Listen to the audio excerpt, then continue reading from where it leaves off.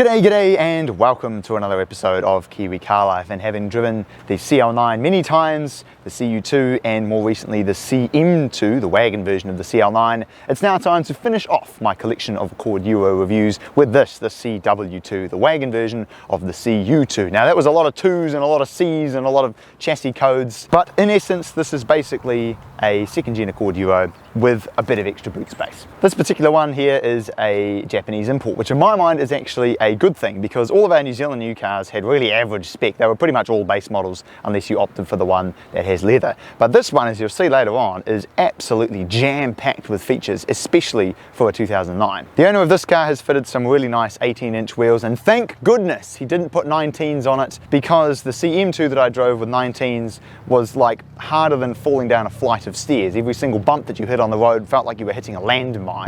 But overall, I really like the design of these particular cars. They look really nice, and with the sort of cooler wagon body style, it's a little bit more unique. You don't see too many of these on the road, and when it's lowered on some really nice looking wheels, it's a very cool looking car. The engine that's fitted to all of the CW2s and CU2s is the K24 Z3, and on the face of it, it's a really great engine. It makes a solid amount of power, 148 kilowatt and 233 newton meters, and it's paired with a 5-speed automatic with power naturally going to the front wheels, as with most Hondas. Now the only thing to note with this is that while it makes a solid amount of power from factory, it's just not the most tunable, unfortunately. If you're looking for a car that you want to try and get big power numbers out of, like most people get with K24s, then you really need the older generation that's got the K24 A2 and A3. It's got a different sort of intake system and exhaust system as well, and completely different head design, which makes it a lot more tunable in the long run. But this is still a really great motor if you just want something to get you from A to B. The interior is a lovely place to sit. The first thing that you're greeted with in this particular one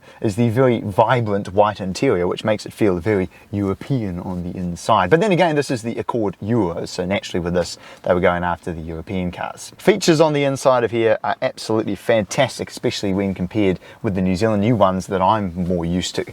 You've got obviously all the buttons here on the steering wheel, but you don't just have cruise control, you have adaptive cruise control, which for 2009 is just outrageous. And you also have forward collision warning, which most of our New Zealand new Hondas didn't get until about 2013. And then the other thing that I absolutely love about the interior of these cars is the gauges, the design of the sort of dashboard and everything, and the steering wheel, and just the quality feel of everything. Every button that you push just has this fantastic precision, which is really nice, and it just makes it a very enjoyable and pleasant driving experience.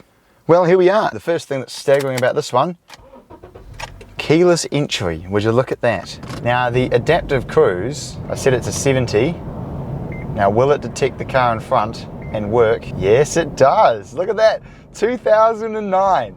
I'm not touching the pedals and the car has slowed me down. And now the next question would be lane keep assist. How well does that work? Whoa, look at that.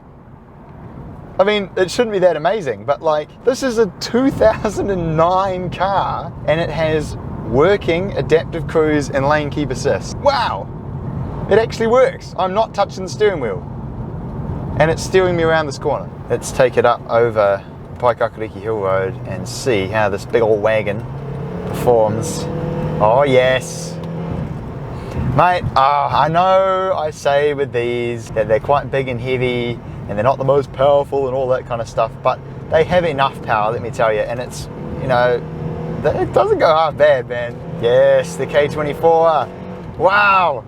Oh, this is fantastic. I've missed driving my Accord so much, and getting to drive this is just sensational. To think I'm driving a big old wagon up here, and yet it performs this well. It's smooth, it's comfortable. The engine produces a nice amount of power. This is a steep hill, but it still accelerates just fine. You can just leave it in second gear and just enjoy the great soundtrack, the really good handling. The steering is so beautiful. Into VTEC. Oh yes, fantastic. Listen to it. Yes. What a sound. What a brilliant car this is. I love it. Oh, I love these Accords, man. They're so good. Oh, okay, yeah, the tires on this are not the best. It understeers pretty bad, but I mean, how fast do you need to go really? I'm having a ball of a time and I'm not going that quick. Oh yes, this is fantastic. Buy one of these.